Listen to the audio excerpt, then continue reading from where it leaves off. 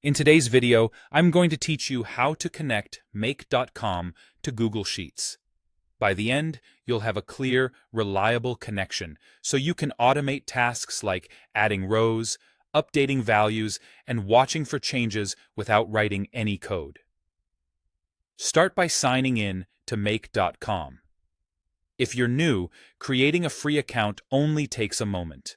After logging in, you'll land on the dashboard where all your automations live.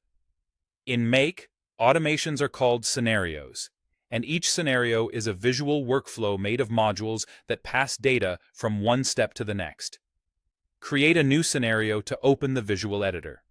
This canvas is where you'll build your workflow. Click the plus button to add your first module, then search for Google Sheets.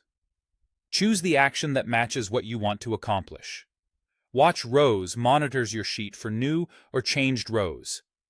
Add a row inserts data into a new row. Update a row edits an existing row based on your rules. Pick one to begin. Make will prompt you to connect your Google account.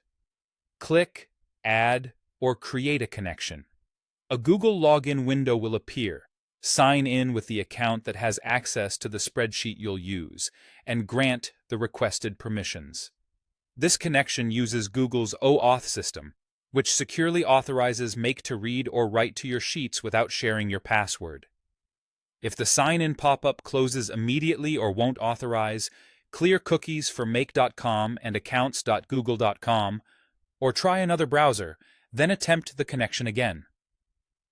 Once connected, select the spreadsheet you want from the list, then pick the specific sheet or tab inside it. If your sheet includes headers in the first row, confirm that when asked. Using headers helps. Make display friendly field names and simplifies mapping. Now configure the module. For watch rows, set how often Make should check for new data. For add a row, map each column to the data you want to insert. For update a row, define which row should be updated and what values to change. Mapping means telling.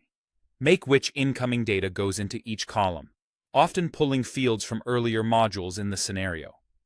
If you want to continue the workflow, add more modules after Google Sheets. You might send an email, post to a chat app, or update another tool, and map data between each step so everything stays in sync. When you're ready, click Run once to test with real or sample data. Review the output, adjust any mappings, then save and turn on your scenario so it runs automatically according to your trigger and schedule.